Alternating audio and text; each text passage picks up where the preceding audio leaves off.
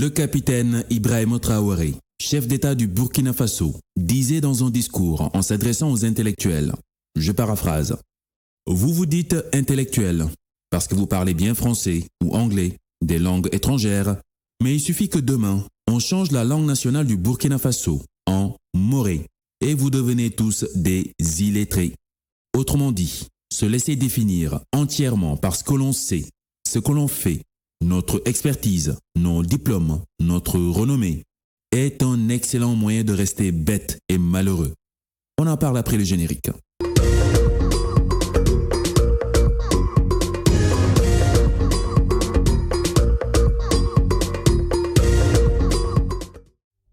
Pourquoi il faut absolument éviter de se laisser définir ou de s'identifier par ce que l'on sait ou fait? J'ai une question pour toi. Peux-tu te présenter rapidement, sans me parler de ce que tu fais au travail ou de ce que tu sais, de ton niveau d'études? Genre, présente-toi sans me dire que tu es, par exemple, expert comptable, directeur d'agence de com, architecte, sociologue, étudiant à Harvard ou géreuse de Busy. Vas-y, tu as 10 secondes. C'est très dur, n'est-ce pas? J'ai eu le même blocage la dernière fois où j'étais confronté à ce type d'exercice. Pourtant, j'ai un certain savoir-faire en communication.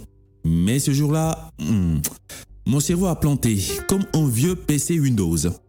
Puis, quand j'ai lâché prise et que je me suis rappelé de ce qui comptait réellement pour moi, le flow est revenu naturellement. J'ai envoyé la sauce et tout l'auditoire était épaté. J'ai même reçu une mini standing ovation pendant que les autres participants continuaient à réciter leur CV comme des robots en panne.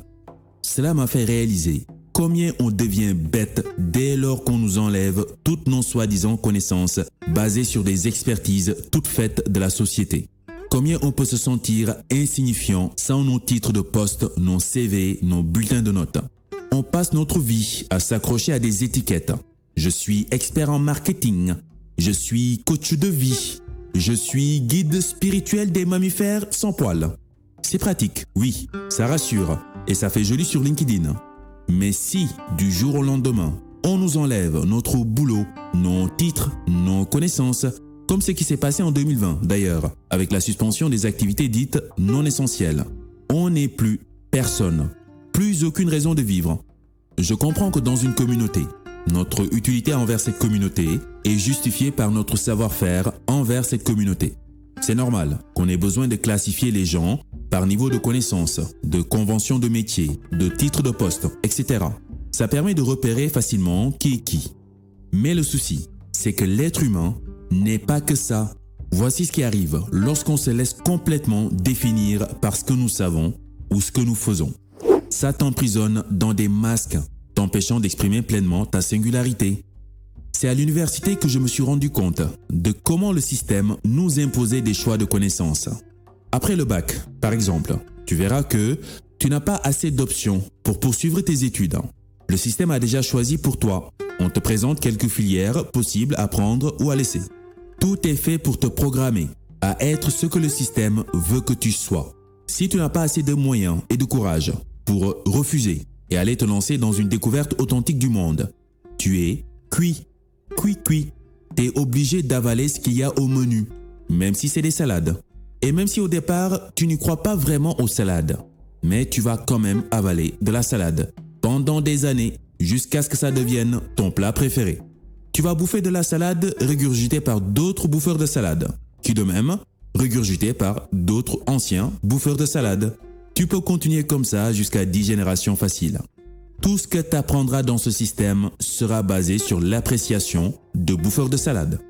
Et voilà, tu finis par devenir un expert en salade. Tu es maintenant diplômé et fier. Tu peux maintenant trouver un coin où poser tes fesses et vendre tes salades. C'est ainsi que des milliards d'individus deviennent des caricatures d'eux-mêmes, perdant ainsi leur vraie identité au profit de nouvelles identités en toute conformité avec les attentes d'un système. En fait, ce que tu sais aujourd'hui paraît cool et respectable parce que c'est accepté par ton environnement. Change de cadre et tu réaliseras que tu ne sais rien. Tes compétences peuvent devenir totalement inutiles dans un autre contexte. Disons qu'aujourd'hui, tu te définis comme le plus grand neurochirurgien de ton pays. Une renommée nationale, voire même internationale. Toute ton identité tourne autour de cela. Les gens ne t'appellent même plus par ton nom, mais par les titres que tu occupes dans ton activité. Le plus grand neurochirurgien de tous les temps. Tu es fier de toi, c'est cool.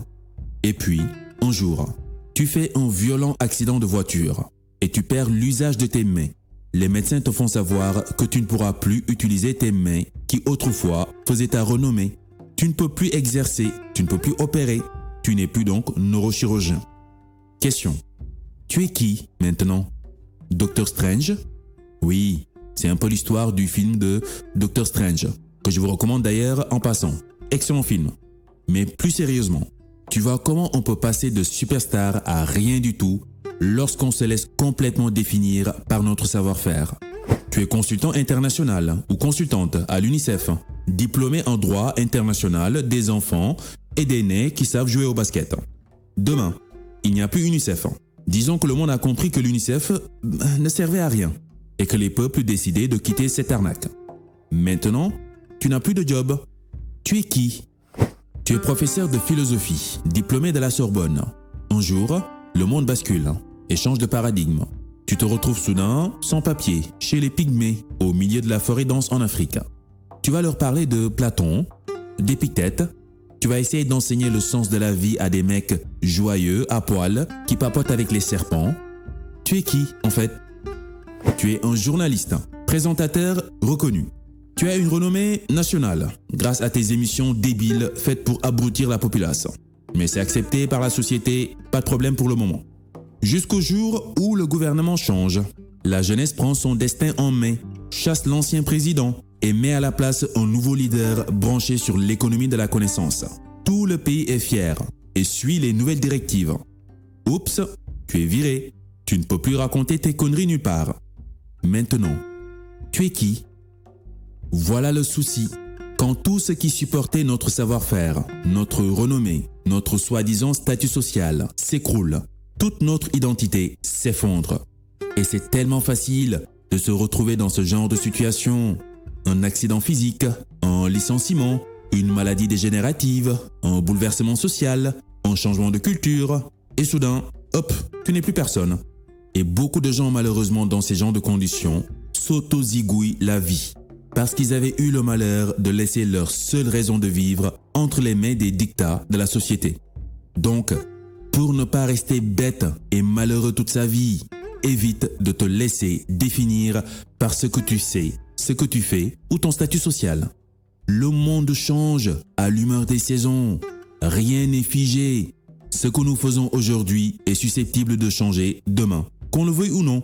La posture que nous occupons aujourd'hui dans la société peut complètement basculer. À quoi bon centrer toute son identité sur des titres de poste, des fonctions temporelles et fragiles?